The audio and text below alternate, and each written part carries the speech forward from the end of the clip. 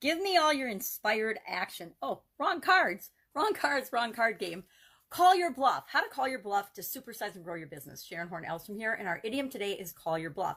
And call your bluff, of course, comes from the 1800s and the game of poker. Poker was popular since the old Wild Wild West days, and gamblers and people, or poker players, would often bluff. They were often bluffing or pretending that they had a better hand than they actually had. So if these was real playing cards, which I could not find, by the way, they might pretend they had 3 or aces and 2 kings for a full house, but they would be bluffing, and they might actually have nothing like that in their hand. Maybe they've got a king and an ace showing on the poker table, but they actually have nothing else in their hand, nothing else that would even play with those. So call your bluff. It means to demand that someone prove a claim that they're making, or that somebody challenges someone to back up what they're saying or to carry out a threat. So if somebody says, if you say that one more time, I'm going to punch you in the face, and you say it one more time and they don't punch you in the face, then you're calling their bluff. You're calling their bluff by doing what they challenge you to do. Now, I actually think this is a great idiom, and I will admit that I have probably been caught by somebody calling my bluff sometime in my life. I try to think about what it might be, but I don't off the top of my head. But I was thinking today, well, if I say that I can speak German, right? I took tons of German when I was younger. From, I think, 4th grade on, I took German through college, even college level. And as I was moving about a year ago, I stumbled upon notebooks in my handwriting of like German theme papers, German compositions that I had written in German.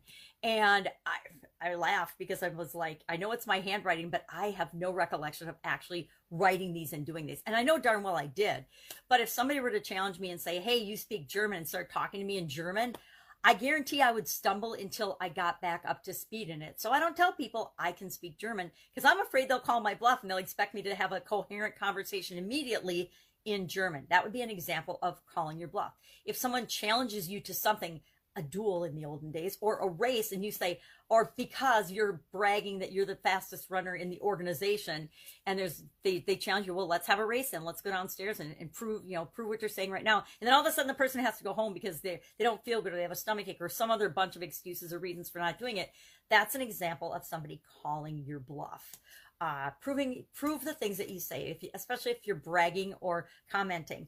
And if you're just sharing your opinion, guess what? And somebody calls your bluff, say, hey, I heard this on the news and I believe it, or this is where I got that information and this is my reason for believing it. We all get to believe whatever we want to believe, but when people call your bluff, know that that's their right as well to say, hey, I heard that too, but this is my interpretation of the same thing that we heard. Because guess what? All of us can watch or observe the same event and see totally different things. There's so much proof of that. Scientific proof, by the way, for the scientist believers. I am actually an engineer. That's pretty scientific if you ask me. So I look for the actual proof in things, and I invite you to do the same. So how do you apply this to your business? How do you call people's bluff in your business? I say you call your competitor's bluff. If your competitor is making claims about you or your organization, call their bluff. Have them prove it. If you're making claims about your competition, expect that someone is going to call your bluff, and you better have information and stories and statistics and stuff to prove your claim, or you'll be embarrassed because people will call you out on something you say or do about your competitor, and you'll be left holding the bag and feel embarrassed and lose support and customers, and mostly you'll lose their trust. And once you lose people's trust and faith in you, you're in deep, deep trouble, especially as you're trying to grow and build your business. So how do I deal with it in my organizations? I have high expectations of myself and the people that I work with. I expect people to do what they say they're going to do, especially what they commit to doing. I hold them accountable to that. Guess what? I hold myself accountable to that too. Once in a while, I like every other human being, do not do what I say I'm going to do. I say I'm going to not eat sugar for 10 days, and maybe on day 9 it's somebody's birthday and I have a birthday cake. Now I can make excuses. Oh, this looks delicious, and all kinds of things. But I know in my heart that I did not meet my own commitment to myself. And I'm going to beat myself up about that. Some people beat themselves up about not meeting their commitments to themselves. Others do. But people in your organizations, partners and people you work with, are always looking to you to lead by example. Be the example of what you expect in your organization. If you expect people to be honest and trustworthy and treat one another with kindness, you, as the leader and the owner of that organization, it's your responsibility to demonstrate and reward that behavior in your organization. That's how you create a culture that breeds that and then becomes and has a life of its own. So I would love to know your experience with calling your bluff, either calling someone else's bluff or you having you to prove something that you claim or have said before. I guarantee I've had to prove a lot of things in corporate America that I wouldn't say it if I didn't have the data and the information to back it up. But some of us do that, some of us don't. Some of us think that just because we believe something strongly, that's proof that it's real. Well, it's real for you, but it doesn't mean it's reality for anybody else.